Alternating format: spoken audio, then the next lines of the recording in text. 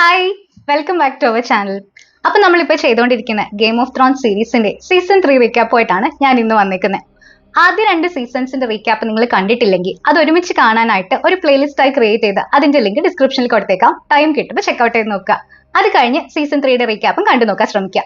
നിങ്ങൾ ഈ ചാനലിലെ വീഡിയോസ് ആദ്യമായിട്ടാണ് കാണുന്നതെങ്കിൽ സബ്സ്ക്രൈബ് ചെയ്യുന്ന കാര്യം പരിഗണിക്കും എന്ന് വിശ്വസിക്കുന്നു. അപ്പോൾ എത്രയും വേഗം വീഡിയോയിലേക്ക് പോവാം. കമോൺ.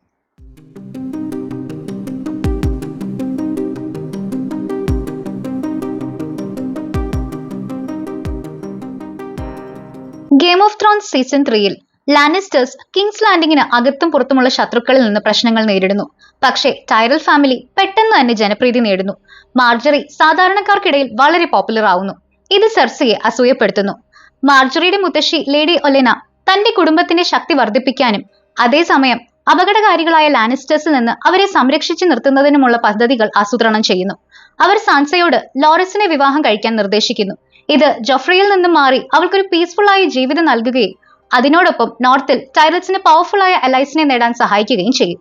അതേസമയം കാലങ്ങളായി കാറ്റ്ലിനെ സ്നേഹിക്കുകയും ഇപ്പോൾ സാൻസയോട് ഒരു പ്രത്യേക ഇഷ്ടം കാണിക്കുകയും ചെയ്യുന്ന ലിറ്റിൽ ഫിംഗർ അവളെ കിങ്സ് ലാൻഡിങ്ങിൽ നിന്ന് രക്ഷപ്പെടാൻ സഹായിക്കാമെന്ന് വാഗ്ദാനം ചെയ്യുന്നു. എന്നാൽ ടൈവിൻ ലാനിസ്റ്ററും വളരെ ബുദ്ധിമാനാണ്. സാൻസയെ ഉപയോഗിച്ച് നോർത്തിനെ തന്റെ കുടുംബത്തിനെതിരെ തിരിക്കാനുള്ള പദ്ധതികൾ പലർക്കും ഉണ്ടെന്ന് അയാൾ തിരിച്ചറിയുന്നു. ഇത് തടയാൻ ജോൺ ആരന്റെ വിധവയും കാറ്റ്ലിന്റെ സിസ്റ്ററുമായ ലിസ ഐറിനെ ലിറ്റിൽ ഫിംഗറിനെ കൊണ്ട് വിവാഹം കഴിപ്പിക്കാൻ ടൈവിൻ തീരുമാനിക്കുന്നു. ഇത് റോബ് സ്റ്റാർക്കിനെ സപ്പോർട്ട് ചെയ്യുന്നതിന് പകരം ത്രോണിനോട് ലോയൽ ആയിരിക്കാൻ ലിസയുടെ കുടുംബത്തെ നിർബന്ധിതരാക്കുന്നു. ഒപ്പം ടിറിയൻ സാൻസയെയും സെർസി ലോറസിനെയും വിവാഹം കഴിക്കുമെന്ന് ടൈവിൻ നിശ്ചയിക്കുന്നു. ടിറിയനും സെർസിയും ഇതിൽ അസന്തുഷ്ടരാണ്. ടിറിയനെ നിർബന്ധിച്ച് വിവാഹം കഴിപ്പിക്കുന്നെങ്കിലും അദ്ദേഹം സാൻസയോട് ദയ കാണിക്കുകയും അവളെ ഫിസിക്കൽ റിലേഷൻഷിപ്പിന് നിർബന്ധിക്കാൻ വിസമ്മതിക്കുകയും ചെയ്യുന്നു. അതേസമയം ബ്രിയനും അവളുടെ പ്രിസണറായ ജെയ്മിയും കിങ്സ് ലാൻഡിങ്ങിലേക്കുള്ള അവരുടെ നീണ്ട യാത്ര തുടരുന്നു. വഴിയിൽ വെച്ച് റോബ് സ്റ്റാർക്കിന്റെ അലൈസിൽ ഒരാളായ റൂസ് ബോൾട്ടന്റെ കീഴിലുള്ള ലോക്ക് എന്ന ആൾ അവരെ പിടികൂടുന്നു. ലോക്കിന്റെ ക്രൂരന്മാരായ ആളുകളിൽ നിന്ന് ബ്രിയനെ സംരക്ഷിക്കാൻ ജെയ്മി ശ്രമിക്കുന്നു. പക്ഷെ അതിന് ശിക്ഷയായി അവർ അവന്റെ വലത് കൈ, അതായത് സ്വാർഡ് ഹാൻഡ്, മുറിച്ചു മാറ്റുന്നു. വെസ്ട്രോസിലെ ഏറ്റവും മികച്ച സ്വാർട്സ്മാനായ ജെയ്മി ഇനി അങ്ങനെ തുടരാൻ കഴിയില്ല എന്നോർത്ത് നിരാശനാകുന്നു. എന്നിരുന്നാലും ബ്രിയൻ അദ്ദേഹത്തോട് ദയയോടെ പെരുമാറുകയും പ്രോത്സാഹിപ്പിക്കുകയും ചെയ്യുന്നു. കാലക്രമേണ അവർ സൗഹൃദം സ്ഥാപിക്കാൻ തുടങ്ങുന്നു. ഇതുവരെ ആരോടും ചെയ്തിട്ടില്ലാത്ത വിധത്തിൽ ബ്രിയനോട് ജെയ്മി മനസ്സ് തുറക്കുന്നു. പിന്നീട് റൂസ് ബോൾട്ടൺ ജെയ്മിയെ കിങ്സ് ലാൻഡിങ്ങിലേക്ക് തിരിച്ചയക്കാം എന്ന് സമ്മതിക്കുന്നു. പക്ഷേ ബ്രിയനെ പ്രിസണറായി തന്നെ വെക്കാൻ തീരുമാനിക്കുന്നു. ജെയ്മി യാത്ര തുടങ്ങുന്നെങ്കിലും ബ്രിയനോടുള്ള ലോയൽറ്റി കാരണം അവളെ രക്ഷിക്കാൻ തിരിച്ചെത്തുന്നു. ശേഷം അവർ ഒരുമിച്ച് യാത്ര തുടരുന്നു. ഒടുവിൽ ജെയ്മി തന്റെ സഹോദരിയും കാമുകിയുമായ സെർസിയുമായി ഒന്നിക്കുന്നെങ്കിലും അവിടെ നിന്നും പോയപ്പോഴുള്ള അതേ വ്യക്തിയല്ല അവനിപ്പോൾ. മറ്റൊരിടത്ത് ഡാവൂസ് സീവർത്ത് എങ്ങനെയോ ബ്ലാക്ക് വാട്ടർ ബേയിലെ ബാറ്റിൽ നിന്ന് രക്ഷപ്പെട്ടതായി നമ്മൾ കാണുന്നു. അവിടുത്തെ പരാജയത്തിന് ശേഷം ദുഃഖിതനും നിരാശനുമായി മാറിയ സ്റ്റാനിസിന്റെ അടുത്തേക്ക് അയാൾ മടങ്ങുന്നു. സ്റ്റാനിസിന്റെ കോൺഫിഡൻസും ശക്തിയും വീണ്ടെടുക്കാൻ മെലിസാൻഡ്രെ ലോർഡ് ഓഫ് ലൈറ്റിന് ബലിയായി നിരപരാധികളെ കത്തിക്കാൻ തുടങ്ങുന്നു. ഇതിൽ പരിഭ്രാന്തനായ ഡാവൂസ് മെലിസാൻഡ്രയെ കൊല്ലാൻ ശ്രമിക്കുന്നു. പക്ഷെ അയാൾ പിടിക്കപ്പെടുകയും ജയിലിൽ അടയ്ക്കപ്പെടുകയും ചെയ്യുന്നു. സെല്ലിലായിരിക്കുമ്പോൾ സ്റ്റാനിസിന്റെ മകളായ പ്രിൻസസ് ഷെറീനുമായി അയാൾ സൗഹൃദത്തിലാകുന്നു. അവൾ പലപ്പോഴുമായി അദ്ദേഹത്തെ സന്ദർശിക്കുകയും വായിക്കാൻ പഠിപ്പിക്കുകയും ചെയ്യുന്നു. പിന്നീട് സ്റ്റാനിസ് ഡാവൂസിനെ മോചിപ്പിക്കാൻ സമ്മതിക്കുന്നു. പക്ഷെ മെലിസാൻഡ്രയെ വീണ്ടും ഉപദ്രവിക്കില്ലെന്ന പ്രോമിസ് കൂടെ ചെയ്യിക്കുന്നു. ഹാരൻ ഹാളിൽ നിന്ന് രക്ഷപ്പെട്ടതിന് ശേഷം ആര്യ, ഗെൻറി, ഹോട്ട് പൈ എന്നിവർ ബ്രദർഹുഡ് വിതൗട്ട് ബാനേഴ്സ് എന്നൊരു റിബൽ ഗ്രൂപ്പിനെ കണ്ടുമുട്ടുന്നു. ആ ഗ്രൂപ്പിൽ തോറോസ് ഓഫ് മിർ എന്നൊരു റെഡ് പ്രീസ്റ്റും മുൻപൊരു ലോർഡ് ആയിരുന്ന ബെറിക് ഡൊണ്ടാരിയൻ എന്ന സ്കിൽഡ് വാരിയറും ഉൾപ്പെടുന്നു. ഹോട്ട് പൈ യാത്ര അവസാനിപ്പിക്കാനും ഒരു ലോക്കൽ പബ്ബിൽ പാചകക്കാരനായി ജോലി ചെയ്ത് ജീവിക്കാനും തീരുമാനിക്കുന്നു. അതേസമയം ബ്രദർഹുഡ് ഹൗണ്ടിനെ പിടികൂടുന്നു. ലാനിസ്റ്റേഴ്സിനെ സേവിക്കുന്നതിനിടെ അവൻ ചെയ്ത കുറ്റകൃത്യങ്ങൾക്ക് അവർ അവനെ വിചാരണ ചെയ്യുന്നു. ബെറിക് ഹൗണ്ടിനെ ട്രയൽ ബൈ കോമ്പാറ്റിലൂടെ വിധി നിർണ്ണയിക്കാൻ വെല്ലുവിളിക്കുന്നു. കോമ്പാറ്റിൽ വിജയിക്കുന്ന ഹൗണ്ട് ബെറിക്കിനെ കൊല്ലുകയും തന്റെ നിരപരാധിത്വം തെളിയിക്കുകയും ചെയ്യുന്നു.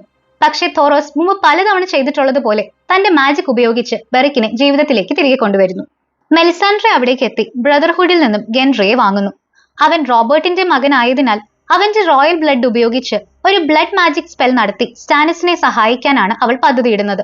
ബ്രദർഹുഡ് ഗെൻറിയെ വിറ്റതിൽ ഹൃദയം തകർന്ന ആര്യ അവരെ വിട്ടുപോകുന്നു. പക്ഷെ വൈകാതെ ഹൗണ്ട് അവളെ പിടികൂടുന്നു. ഹൗണ്ടിനെ അവൾ വെറുക്കുന്നുണ്ടെങ്കിലും അവൻ ലാനിസ്റ്റേഴ്സിനെ ഉപേക്ഷിച്ചു എന്നറിയുമ്പോൾ അവൾക്ക് അല്പം ആശ്വാസം തോന്നുന്നു. വലിയൊരു റാൻസം പ്രതീക്ഷിച്ച് അവളെ സുരക്ഷിതമായി സഹോദരൻ റോബ് സ്റ്റാർക്കിന്റെ അടുത്തേക്ക് കൊണ്ടുപോകാനാണ് തന്റെ പദ്ധതിയെന്ന് അയാൾ അവളോട് പറയുന്നു. ഡ്രാഗൺ സ്റ്റോണിലെ തന്റെ കൊട്ടാരത്തിൽ സ്റ്റാനിസ് ഗെൻറിയുടെ രക്തം നിറച്ച ലീച്ചസിനെ ഉപയോഗിച്ച് റോബ്, ജെഫ്രി, ബെയ്ലോൺ എന്നിവരെ കേഴ്സ് ചെയ്യുന്ന ഒരു റിച്വലിൽ ഏർപ്പെടുന്നു. എന്നാൽ സ്റ്റാനിസും മെലിസാൻഡ്രയും അല്പം കൂടി മുന്നോട്ടു പോയി ഗെൻറിയെ ലോർഡ് ഓഫ് ലൈറ്റിന് ബലിയർപ്പിക്കാൻ പദ്ധതിയിടുന്നുവെന്ന് ഡാവോസ് കണ്ടെത്തുന്നു. ബലി നടക്കുന്നതിന് മുമ്പ് ഗെൻറിയെ അദ്ദേഹം രക്ഷപ്പെടുത്തുന്നു. സ്റ്റാനിസ് കോപാകുലനാവുകയും തന്നെ വഞ്ചിച്ചതിന് ഡാവോസിനെ വധിക്കാനും ആലോചിക്കുന്നു.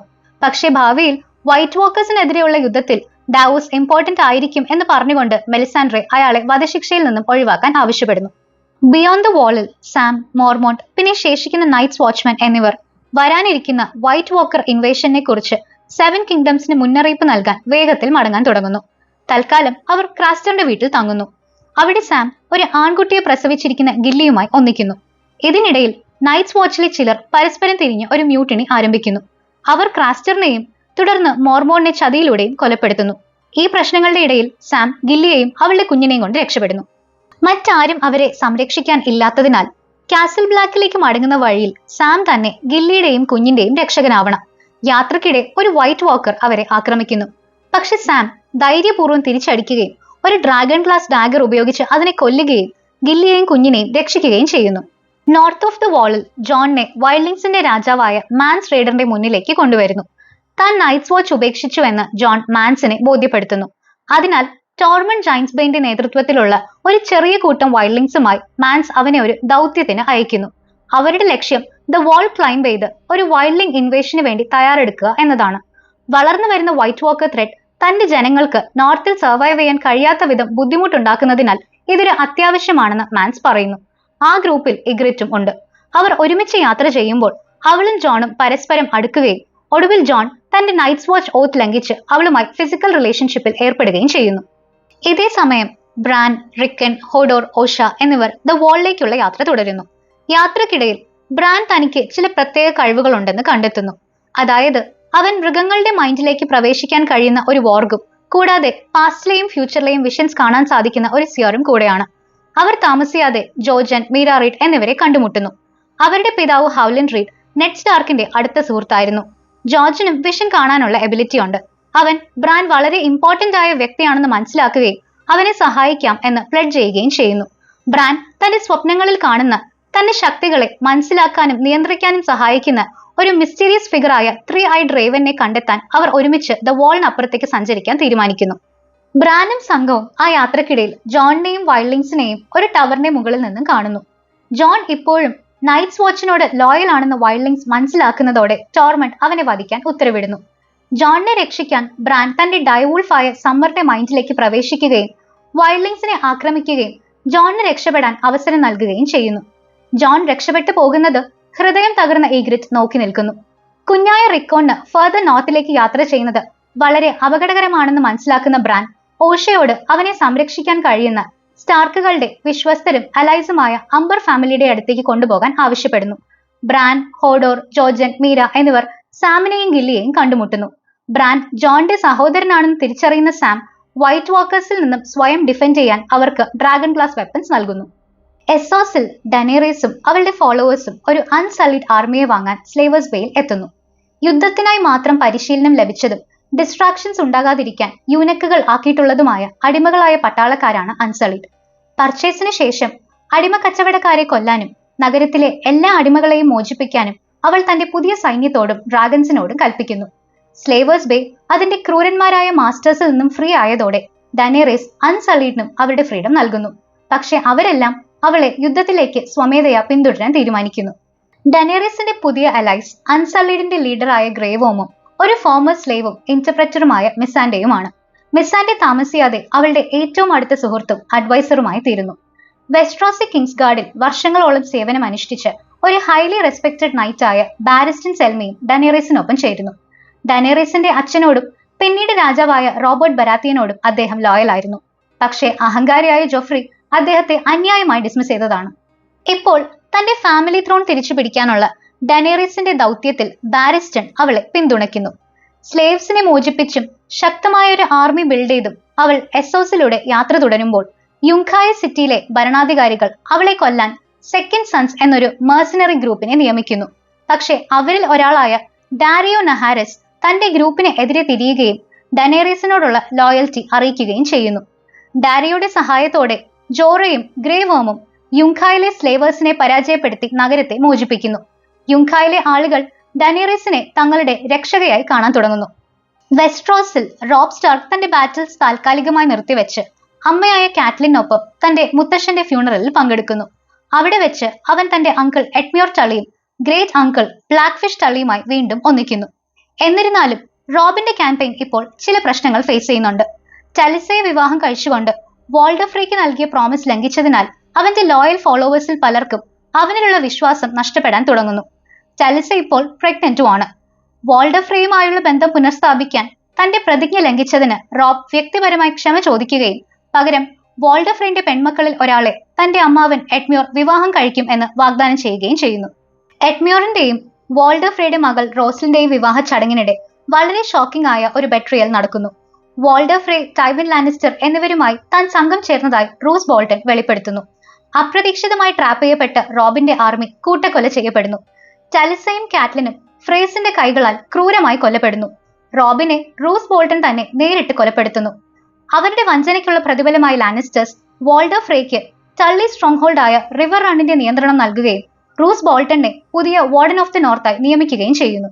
അതേസമയം റൂസ് ബോൾട്ടന്റെ ബാസ്റ്റേർഡ് റാംസെ തിയോൺ ഗ്രേജോയെ ക്രൂരമായി പീഡിപ്പിക്കുന്നത് തുടരുകയും അവന്റെ ജെനിറ്റൽസ് പോലും മുറിച്ചു മാറ്റുകയും ചെയ്യുന്നു.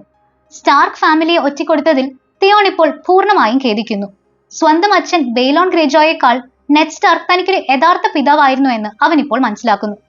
റോബും കാറ്റ്ലിനുമായി ഒന്നിക്കാം എന്ന പ്രതീക്ഷയിലുള്ള ആര്യയുമായി ഹൗണ്ട് എത്തുമ്പോൾ അവർ കാണുന്നത് സ്റ്റാർക്കുകളുടെ മാസ് മാസക്കറിന് ശേഷമുള്ള കാര്യങ്ങളാണ്. ആര്യ വളരെ ദുഃഖിതയും കോപാകുലയും ആകുന്നു. സർപ്രൈസിംഗ്ലി അവളോടിപ്പോൾ കെയറിംഗ് ആയി മാറിയിരിക്കുന്ന ഹൗണ്ടിന്റെ സഹായത്തോടെ മാസക്കറിനെ കുറിച്ച് വീമ്പിളക്കുന്ന ഏതാനും ഫ്രേ സോൾജിയേഴ്സിനെ കൊന്നുകൊണ്ട് അവൾ താൽക്കാലികമായി പ്രതികാരം ചെയ്യുന്നു.